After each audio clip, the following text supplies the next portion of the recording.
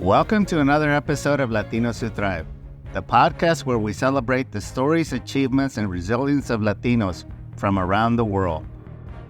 Join us as we delve into the lives of extraordinary individuals who have overcome challenges, pursued their passions, and made a significant impact in their communities. From entrepreneurs to artists, activists to scholars, each episode brings you inspiring narratives that highlight the diversity and strength within the Latino community. Get ready to be inspired, empowered, and uplifted as we showcase the journey of Latinos who thrive. This week, we're mixing things up. Recently, I attended a launch of a projected Hispanic History Research Center right here in Houston. The event drew all the Latino movers and shakers, many of whom I've been covering for 2 decades. So, dear listener, I ask you, why is our history important? Right here in the east end of Houston is the melting pot of several ethnicities and cultures blending into one community. The famed sociologist from Rice University, Dr. Stephen Kleinberg, claimed, "As goes Houston, so goes the U.S." So take a listen to 3 different voices of highly influential Latinos in Houston. Let's get started.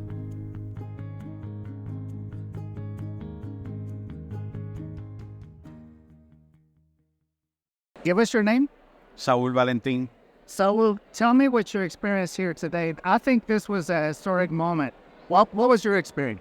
It is a very significant historic moment. It was really good to see this. I was part of the Buffalo Bayou when they were doing the master plan for this here. I've been following, as they were saying, the CIP item on the plan for the city to do this. So to see this and to see that the council members and this current administration has made it an effort to accelerate the funds to make it available to make this a reality. I'm super excited for our community to have that resource, a research center, not a museum, not a library, but a research center, so it could be a testament and a keeping of our culture in one place. So very exciting to see that. There was a lot of discussion about needing a museum, needing needing an archive for music, for images, for art. And so what I saw was a lot of different stakeholders being all over the place. Give us your take about what was envisioned on the drawing board. This is actually going to be a place where there's an archive. So you can keep track of the drawings, of the music, of our culture. That's what this is going to be, a place of research where we can go and learn. It's not going to be a place of museum. It's not going to be a Hispanic library.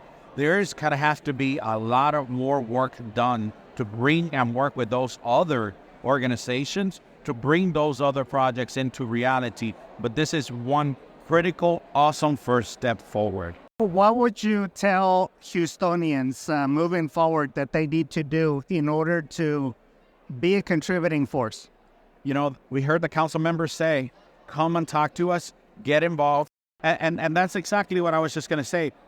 We have to get behind people like him and the other council members because they're asking for our help. Yes. You ask, what do we do to make that happen? Get behind them. Let's not just join them to put our names in something. Let's just make something really happen. Thank you very much.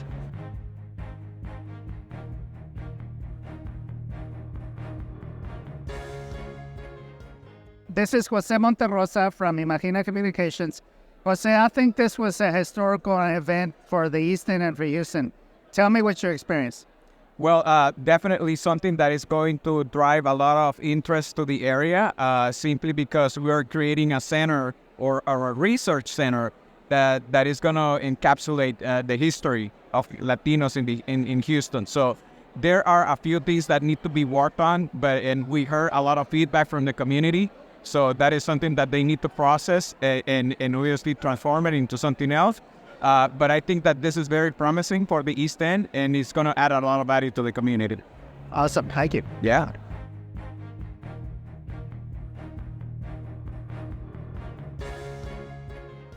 So give us your name. Micaela Sally. Micaela, tell us what position you hold within the city and what was your experience? I thought that this was a historic event. Give me your take. Yes, so I am an archivist and program manager at Arte Público Press for their archival division, and I am a consultant for cultural heritage projects. I was formerly the Hispanic Collections Archivist at the Houston Public Library between 2013 and 2021. That experience in the last decade has really given me a perspective on the cultural heritage projects and efforts of the city of Houston when it comes to Latino and Hispanic heritage. So you're absolutely right. This moment today is historic. I know that everyone came with very different expectations and a lot of questions. There was a lot of dissonance with different stakeholders proposing their own siloed interest. And while that's important for a community, for all voices to be heard, moving forward, you need a strategic, single-minded path forward as opposed to running in all different directions. From your perspective and based upon your experience, how do you envision this being a success? So I think today was a good start. There needs to be several more sessions like this.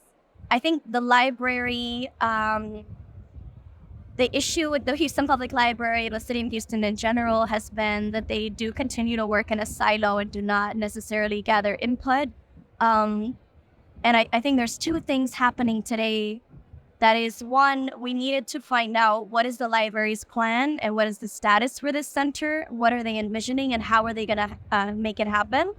And on the other side of that, the bigger picture about those other organizations and efforts, because it would be a shame for this center to go up without having made any of that networking possible, so that all of the entities that exist, as it was described earlier pretty beautifully, as like a spider web or, a network. And so there's the issue of, is the research center actually going to be designed with both preservation and sustainability in mind, given the history of how the library has approached Hispanic collections in the past?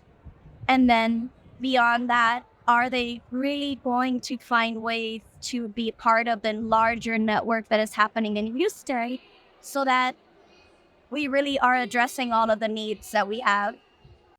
So I was having a discussion with a PR marketing expert that has done a lot of work on the East End. And I've done lots of writing on the East End for the East End Management District. So I know the history, I know the culture, I know some of the key stakeholders.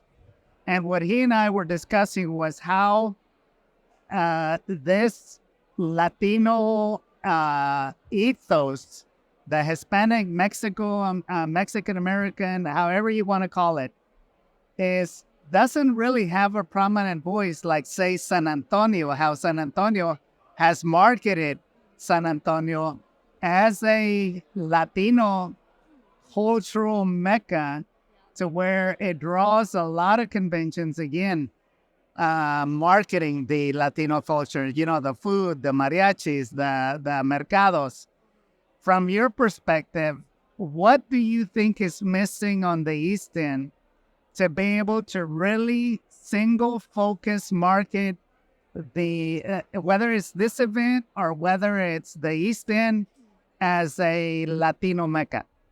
So that San Antonio has physical structures to point to, and that is a very helpful in creating that marketing around a community. Houston is much more of a younger city than San Antonio. I think it is about structures, physical spaces.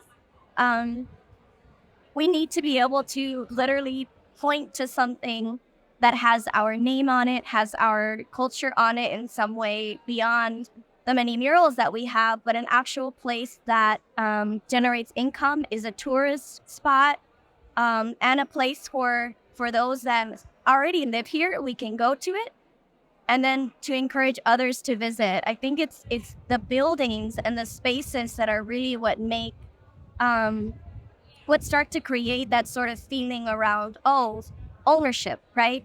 As soon as you have a building to point to, there's this sense of place, and people begin to talk about it in that way. Oh, that's the Latino area, that's the Latino center, and all of that is all of that is important. And so I think this effort by the Houston Public Library to create a space in this area, I think has the potential to help in that way. Thank you very much.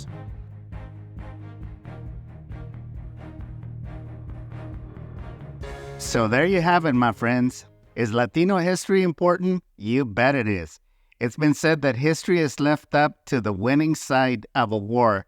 And while Latinos now make up the majority in Houston, we don't have enough positive stories of the contribution of Latinos to Houston and Texas. This disparity, my friends, needs to change, and it's up to each and every one of us to lift up our stories that inspire children, our future leaders. That's going to do it for today, my friends. Until next time, go out and thrive.